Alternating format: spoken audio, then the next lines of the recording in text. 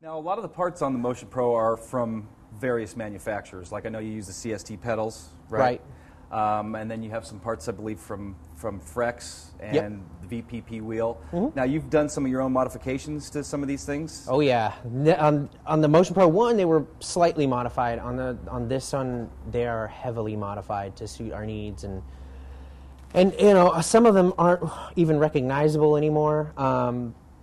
I mean, for example, the Frex system, really the only thing we're using, this one's still using a pre-production mount for the actuators, but our true production unit actually has aluminum laser cut mounts for it. So really at that point, the only parts that we're using from Frex are the actuators and the controller boxes. And we modify everything from the software to the hardware interface to, you know, all of the hardware that you see on here, including the pivot points, the seat, how the seat attaches to the motion system, and then we had a Carboe seat, which I know are they're pretty cheap. Nice seats. And, you know, it's a fixed back seat, so it's, we've turned the whole seat into like a stressed member of the frame. Like you hear a lot of IndyCar or Formula One type guys talk about how the suspension is attached to the motor. The motor is a stressed member of the frame. Right. Well, our seat is a stressed member of the frame. So how much does the Motion Pro go for? The base model it goes for just under $20,000. It's an all-inclusive unit, meaning everything you need to go racing is built into it. And the base?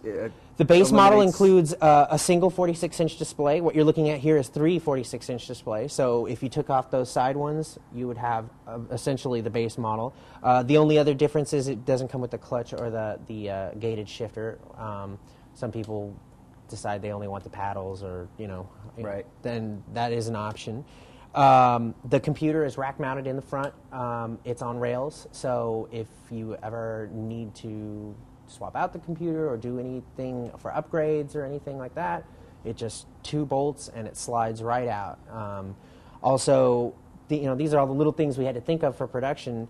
The hard drives pop out the front. So if you ever have a software problem, you just press a button and the hard drive pops out. It's a hot swappable hard drive. Cool. We swap hard drives with the customers, already preloaded with all the software they need. Nice. Speaking of software, what's the best sim to run on the Motion Pro? Well, that's a hard one. I gotta say, there are a lot of different sims out there that do specific things very well. R-Factor is great for just the ultimate in tracks and car selection. Right, yeah, there's quite a bit out there for R-Factor. Yeah, definitely. And it's great because, you can have a new car or a new track almost every day come out. Yeah, exactly. Yeah, I know how that is. On sites like R-Factor Central, It's like a candy shop. You exactly. Pick of the litter there. And then the physics engines for other games like Netcar and Live for Speed are really interesting. Also, the Simbin series of games are a lot of fun on this as well. So, we tried to keep our choices varied. We try to give people a wide selection of titles to choose from. That way they can get the best of all the worlds. Why don't we talk a little bit more about the hardware, like the wheel, for instance? Well, the wheel is another off-the-shelf part that we've modified to suit our purposes. We changed the mounting system. We've also changed the wheel itself and we can swap out wheels. We also changed some of the gearing, and obviously the mounting is the big thing. We wanted to make sure that all the controls, all the buttons, everything were on the dashboard, including all the sound controls. We're using a Logitech sound system, the Z5500 sound system, which again we've heavily modified. As you can see, the subwoofer is built directly into the frame. Yeah, that's pretty cool. The control unit is up on the dash and is completely integrated into the dash, nice. So you don't have any separate wires or boxes hanging off to the side. We're also using a tactile feedback system. The biggest thing about the motion system is that it's really good at high G-force changes and very broad changes in direction. But what it kind of lacks is the high-frequency vibrations. And anytime you ask an actuator to do those sort of high-frequency vibrations, it tends to be overwhelming and it can give you kind of a headache. So what we've done is we've taken the tactile feedback system and integrated it with the motion system, so that they, instead of working against each other, they work together. Oh, right the on. tactile transducers take over the high-frequency vibration system, and the motion system handles all the G-force changes. So you get the best of both worlds that way. It really puts you right into the game. Now, what about the pedals? CST, I know, right? CST pedals, they are a fantastic set of pedals. Again, we modify them. Obviously, the mounting is modified. We are also using a slightly different brake setup, which I think they're going to offer as an option in the future. Speaking of the real-world drivers, I know you've got a lot of ties in the automotive industry. What do they think about the Motion Pro? What do the drivers think about it? And sim racing in general. I mean, do they just kind of laugh it off, think it's a video game, or are they taking it's amazing. At first, it's kind of shock and awe, like, what is this? They're not quite prepared for what it feels like. I mean, it's really hard to describe or even show someone of what it feels like to drive the simulator.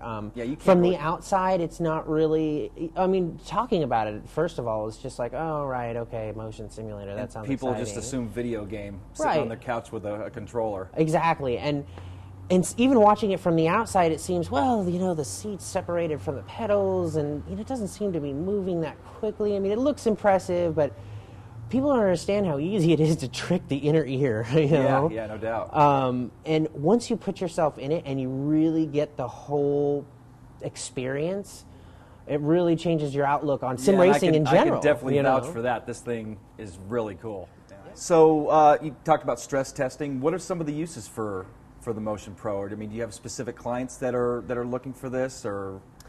Well, originally it was designed to be strictly a training tool for both drivers and teams.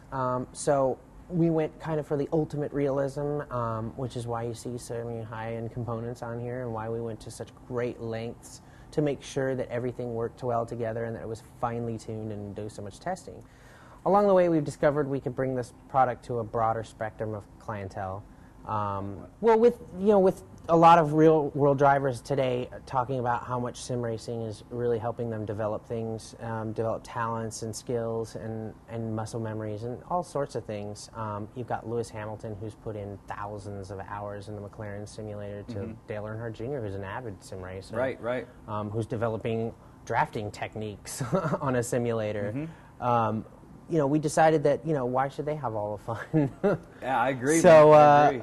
We wanted to bring something that was more of an all-in-one solution to a broader base, from everyone from the hardcore sim racer to the guy who's never even heard of sim racing before, but loves to take his Mazda Miata on the track every once in a while, but hates to burn up tires and take his street car and burn it up. This is nothing compared to taking your car out on the track. Exactly. I mean, that's definitely expensive.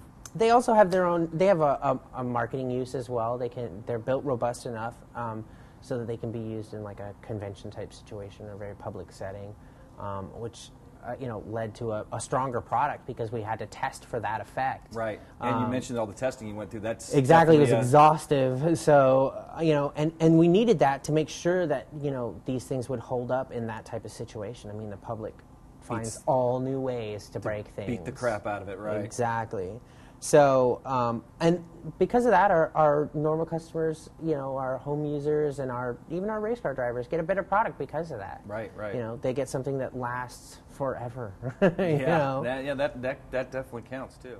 All right, so there we have it, Motion Pro 2 Simulator by CXC Simulations. I'd like to thank Chris Considine for joining us. It's been a pleasure having you on the show. It's been a pleasure being here. Oh, great, man. Well, looking forward to talking to you more in the future with, when you got your other products coming out. And there you have it. Motion Pro 2 Simulator by CXC Simulations. I'm Darren Ganji for Sim Racing Tonight.